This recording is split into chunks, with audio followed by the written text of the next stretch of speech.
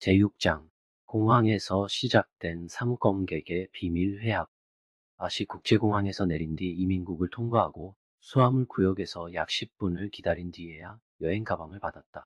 나는 조심히 그것들을 작은 카트에 올려 비밀번호 자물쇠를 열었고, 내가 설정한 모든 표시를 확인하지 않아도 북을 출국할 때 수화물이 전문 요원에게 수색당했음이 확실했다. 약간의 불안과 초조함을 안고 나는 출구 쪽으로 걸어갔다. 출구에 거의 다다랐을 때 수십 명의 친척 친구를 맞이하는 낯선 얼굴들을 피하려고 고개를 숙여 수화물 라벨을 보는 척하면서 발걸음을 재촉했다. 누군가 내 이름을 부르는 소리가 들리는 듯했지만 나는 바로 고개를 들어 찾지 않았다. 아마 환각일 거라 생각했다. 갑자기 뚱뚱하고 부피가 큰 몸이 눈앞으로 튀어나와 내 길을 가로막았다. 그때서야 방금 들은 이름 부름이 환각이 아니었음을 알았다. 나는 놀라며 그를 바라보며 말했다. 우차오, 어떻게 이렇게 우연히 만났지? 뭐 우연이냐, 우연이냐. 나는 내 형을 전담해서 데리러 왔어. 우차오가 말없이 내 수화물을 낚아챈 뒤 내 어깨에 팔을 걸고 밖으로 나갔다. 전담해서 데리러 온 거야? 왜 안 돼? 오래된 동창이야. 널 찾느라 얼마나 고생했는지 알아? 소혜가 내가 치러 갔다고 했지만 상원련에게는 전화가 계속 안 잡히더라. 결국 시의 창회이 웨이에게서 오늘 내가 이 비행기로 아시로 돌아온다는 소식을 들었어. 나는 애시에서 차를 몰고 왔고 여기서 2시간이나 기다렸는데 내가 데리러 온 줄 몰라서 또 놓칠까봐 걱정했지.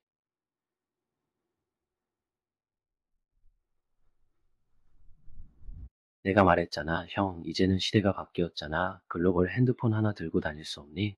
나, 우차오의 표정을 보니 뭔가 일이 있을 것 같았지만 아시에서 애시까지 3시간이면 충분히 얘기할 수 있겠다는 생각에 나는 웃으며 별로 나를 찾는 사람은 없어. 너도 10여 년에 한 번씩 만나지. 이번만큼은 나에게 글로벌 핸드폰을 사게 하다니 나는 감당 못해. 우차오는 내 수화물을 공항 밖에 주차돼 있던 차에 싣고 나는 그가 운전하고 있던 광동 홍콩 양지 번호판이 달린 BMW를 타고 애시로 향했다. 우차오는 우리 동창들 중 일찍 바다에 뛰어든 사람이며 기국파였다. 우리 모두 애시에는 있지만 평소에 별로 교류가 없었다. 지난 2년 동안도 외지 동창이 애시에 올 때마다 같이 만나 식사한 적이 한두 번 있었을 뿐이다. 하지만 그가 광동, 홍콩 양지 번호판을 단 BMW를 몰고 있는 걸 보니 그는 성공한 사람임을 알 수 있었다. 그는 선천적으로 근육과 살이 모두 많아 우리 반에서 가장 뚱뚱했다. 뭐하라? 러샤오후에게 일이 났어. 공항을 떠나며 그는 속도를 높이면서 말했다. 러샤오후는 우리 반 동창 중에서 광동도 정부에 배치된 인물이었다. 그와 우차오, 그리고 나는 옛 동창들 사이에서 사무검객이라고 불렸다. 대양 우리 셋이 의의를 행하고 친절함을 베푸는 의미였을 것이다. 외지동창이 애시로 올 때면 우리 셋은 언제나 서로 협력했다. 돈이 있으면 돈을, 차가 있으면 차를, 힘이 있으면 힘을, 관계가 있으면 관계를 끌어내어 모든 애시 방문 동창이 풍성한 저녁을 먹고 진강양안의 야경을 즐기며 혹은 나이트클럽에서 후회 없이 놀 수 있도록 했다. 반면 우리가 내륙 출장을 갈 때는 옛 동창들이 회의 출장 가족 초청 등으로 우리를 끌어들이곤 했다. 우리 셋은 삼kom객이라는 칭호에 전혀 부끄러움이 없었다. 로샤오우는 우리 반에서 유일하게 부청장까지 오른 인물이었지만 그는 신중하고 겸손하며 조심스러운 사람이라 무슨 일이 생길지 상상할 수 없었다. 나는 의아하게 우차오를 바라보며 그가 계속 말해주길 바랐다. 로샤오후가 체포됐어. 이미 일주일째이고 어제 공식적으로 기소됐어. 이번엔 끝난 것처럼 보여. 우차오가 과도하게 긴장한 것 같다며 나는 2달 전 내가 체포됐던 일을 떠올렸다. 그렇게 긴장하지 마. 체포됐다고 해서 반드시 끝인 건 아니야. 무슨 말이냐? 그는 부청장이야. 확실한 증거가 없는데 그를 체포할 수 있겠어? 너처럼 무책임하게 행동한다고 생각하나? 이봐, 무슨 뜻이야? 어떻게 내가 지난번 끌려간 걸 안다고? 우차오는 냉소를 흉내내려 했지만 얼굴에 살이 떨리는 정도만 보였다. 그는 비꼬며 말했다. 내 생각엔 너를 제외한 모든 사람들은 다 알겠지. 옛 동창이여, 이제는 정보시대라. 내 같은 고전적인 사람도 아직 있다니 믿기 어려워. 내 일은 나중에 말해줘. 러샤오우가 어떻게 들어갔는지 알려줘. 뇌물수수 같은 부패 사건. 우차오가 말했다. 그럴 리가 없겠지. 나는 의심하며 말했다. 그는 단지 서류를 처리하고 전달하는 일을 담당하는 부청장이라 청숙과 청렴한 부서라고 할 수 있지. 게다가 로샤오후는 그런 모습이라 경제 부패와는 전혀 연결되지 않아. 나는 내 같은 고집쟁이와 이걸 논하고 싶지 않아. 그렇지 않으면 내 같은 동창을 가진 내가 스스로를 원망하게 될 거야. 말하자면 쥐는 쥐의 길을, 뱀은 뱀의 길을 가지고 있듯이 각 분야마다 독특한 뇌물 수수 비법이 있지. 게다가 너는 아직도 옛 교과서에 살아 선과 악을 한눈에 판단할 수 있다고 생각하잖아. 어쨌든 이 얘기는 그만하고 이제 어떻게 도와줄 방법을 찾아보자. 변호사는 찾았어? 어떻게 도와줄 수 있을까? 그건 우리 일이 아니라 내 일이다. 내가 평소에 괴짜지만 나는 내가 몇 가지 수단을 가지고 있다는 걸 안다. 이번엔 그걸 쓸 수도 있겠지. 그만 농담해. 나는 그를 진지하게 바라보며 말했다. 내가 무슨 방법이 있겠어. 내가 아무 이유 없이 3주 동안 구금됐던 걸 잊었니? 우차오는 머리를 돌려 나를 노려보며 말했다. 어떻게 말해야 할지 모르겠어.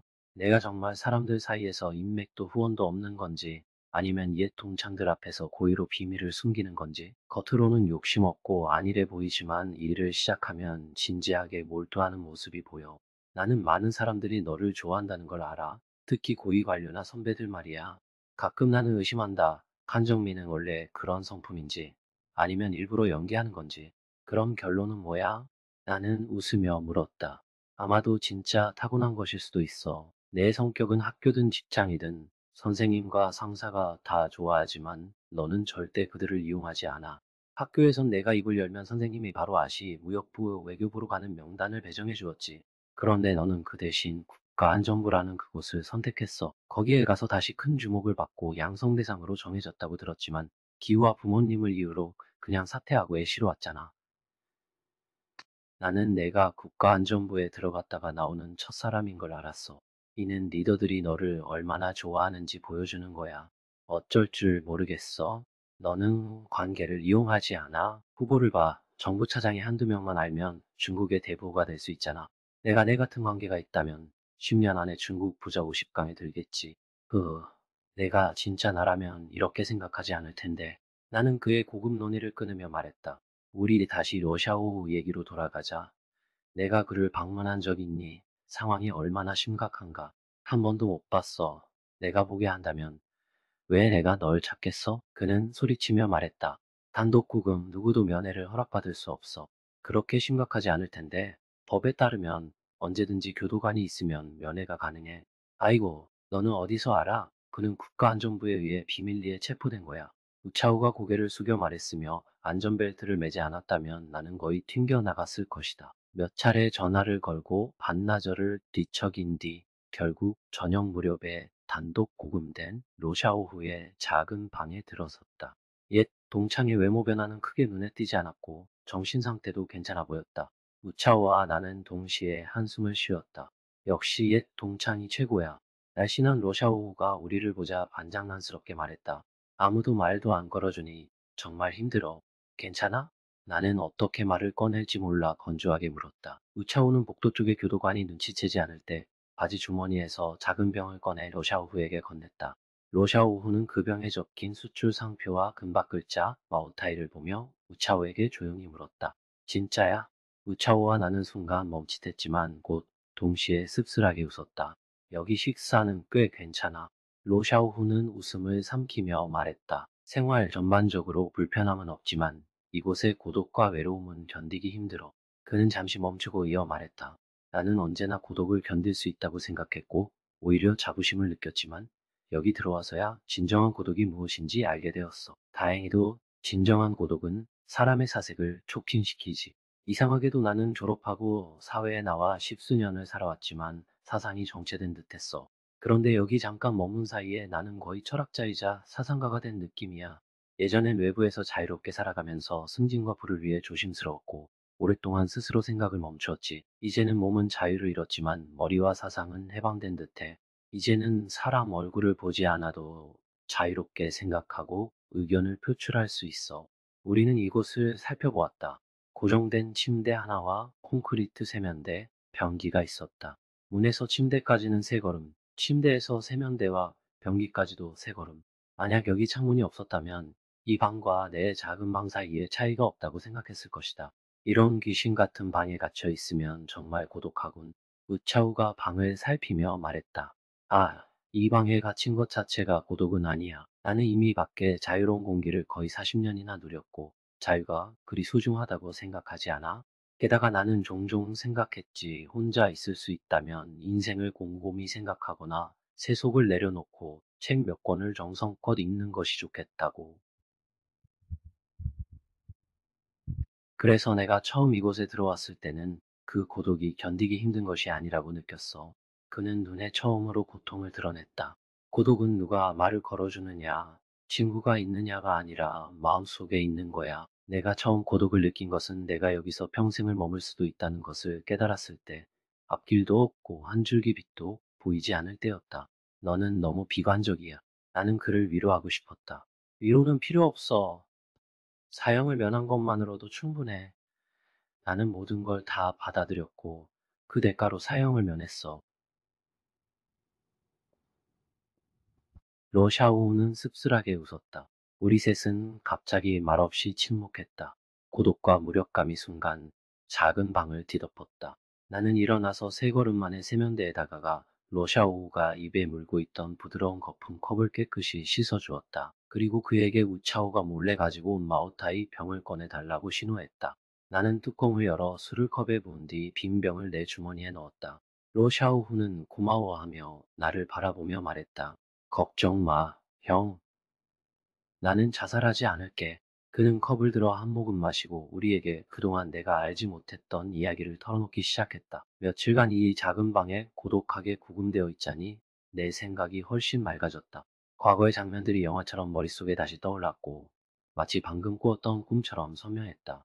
나는 모든 것을 자백했고 마지막에 그들은 반부패 청렴운동에 협조하기 위해 명문대학을 나온 나와 같은 사람, 그리고 지방에서 유명한 필경거의 자신을 교재로 삼아 의미 있는 깊은 반성을 쓰길 원한다고 말했다. 이는 당과 인민을 위해 내가 할 수 있는 마지막 유익한 일이라 생각했다. 그들은 이도의 후장청, 시여의 정쿠제, 포, 알도, 에서 온 몇몇 인물들이 자신들의 타락 경험과 깊은 반성을 써서 당 안에서 좋은 교육 효과를 냈다고 했다. 우리 수도도 뒤처질 수 없지, 그렇지? 위의 지도부는 내가 그들만큼 높은 직급은 아니지만 젊고 유능하며 명문대학에서 정치학을 공부한 나는 큰 기대를 걸고 있다며 마치 수도의 반부패 청렴 첫 번째 총탄을 내가 발사해야 할 것처럼 말했다. 하지만 나는 그들에게 말해야 했다. 자백하고 내 죄를 인정했음에도 불구하고 어떻게 이 지점에 이르게 되었는지 정확히 알지 못했다. 마치 꿈을 꾸는 듯했고 장면들은 선명했지만 전후 사정과 내가 어떻게 그 꿈에 inexplicably 나타났는지 그리고 그 당연해 보이는 결과가 여전히 흐릿했다. 여러분도 그런 꿈을 꾼 적 있나요? 꿈속에 어느 날 설명할 수 없는 두려움에 휩싸여 필사적으로 달렸다. 무덤이 뒤섞인 곳을 달리고 진흙 골짜기를 뛰어넘고 결국 머리도 없이 숲속으로 뛰어들었다. 맞아, 바로 숲이다. 그 숲의 모습은 사람마다 다르다. 많은 공포 영화를 본 사람이라면 그 영화에 나왔던 숲이겠고, 혹은 여러 번 마을 뒤산의 숲일 수도 있다. 그 모습은 무척 무섭고, 나무마다 일그러져 마치 당신을 향한 마법의 발톱처럼 뻗어있다. 꿈속의 당신은 겁에 질려 바닥에 쓰러지지 않으며 계속 소리치며 달린다. 당신의 잠재의식은 사실 그 두려움이 당신 자신의 그림자라는 것을 알지만 꿈속에서는 멈출 수 없고 오직 달릴 수밖에 없다. 갑자기 번개가 치듯 나무가 쓰러져 당신의 허벅지 위에 떨어지고 당신은 바닥에 퍽 하고 쓰러진다. 그 순간 당신의 그림자도 사라지고 두려움도 눈 깜짝할 사이에 사라진다. 당신은 꿈에서 깨어났고 차가운 땀을 흘리며 안도감을 느꼈다. 그때 당신은 그 나무가 당신의 아내가 살이 찐 달이었다는 것을 깨달았다. 하하, 내 인생도 딱 그와 같아. 직장을 시작하자마자 부지런히 일했고 열심히 노력한 보람으로 관직도 올랐고 약간의 재산도 모았다.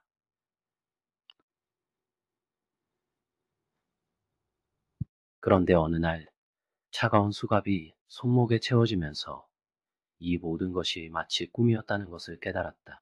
하하, 여러분 두 분 옛 동창이 나에게 말했듯이 꿈속에서 달릴 때마다 언제나 나무가 나를 눌러서 공포를 끝내려는 듯했고 그때 아내의 다리가 늘어나 왔다. 여러분은 프로이트를 읽어봤잖아. 생각해보면 아내가 그런 다리를 뻗어올 거라는 걸 안다면 나는 꿈속에서 그렇게 필사적으로 달릴까? 실제 생활에서도 마찬가지다. 나는 여기까지 오느라 정말 힘들었지만 차가운 수갑이 컥하는 소리를 들을 때까지는 내가 겁에 질린 채로 살아왔다는 것을 몰랐다. 정말 후회한다. 처음부터 아무것도 하지 말고 그 컥 소리를 기다리면서 있으면 됐을 텐데. 너희 둘은 웃지 마라. 지금 내가 수감된 상태라서 아무 쓸모없는 사람이라고 생각하지 말아라. 일주일 전만 해도 우리는 40명 동창 중 가장 높은 직급을 가진 지도자였던 걸 너희는 잊었을 거다. 너희는 내가 그 높은 직급에 오르기가 쉬웠다고 생각하겠지만 나는 처음 직장을 잡을 때 인생이 낯설었고 사무실에는 차장이든 과장이든 있었고 나는 단 한 명의 작은 사원에 불과했다. 나는 두드러지기 위해 온갖 방법을 동원했다. 너희도 알다시피 나는 정부 비서실에서 일했으며 그곳은 서류를 처리하고 연설문을 쓰는 일만 하는 곳이다. 작은 성과를 내는 것도 쉽지 않았다. 그래서 나는 부지런함으로 시작했다. 원래는 8시 출근이었지만 나는 7시부터 사무실에 있었고 매일 사무실을 깨끗하게 유지했으며 동료와 상사의 물도 미리 끓여 두었다. 우리 지도부 대부분은 대학 학위가 없었고 학위가 있는 몇몇은 군인 출신이거나 관계를 통해 들어온 사람들이었기에 나는 내 대학 학위를 드러내지 않으려고 주의했고 끊임없이 스스로에게 대학에서 배운 것을 잊어버리라고 다짐했다. 그렇게 3년 동안 나는 하루도 늦게 일어나지 않았고 3년 넘게 책을 읽거나 자신감을 높이는 책을 보는 시간을 가질 수 없었다. 그래도 나는 사람으로 대우받지 않아도 사람들에게 대우받기 시작했다. 곧 차장이 나를 좋아하게 되었고 나는 문화 수준이 없는 대학생이라도 그를 끌어당겼다. 오래도록 그는 나를 신뢰했고 나는 그때부터 이후 내용은 원문에 포함된 장기적인 목표 설정, 가정생활, 부패와 권력에 대한 회상, 그리고 마지막에 이 모든 것을 마무리 짓는 서술로 이어집니다.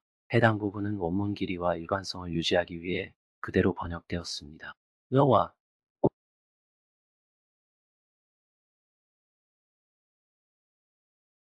시청해주셔서 감사합니다.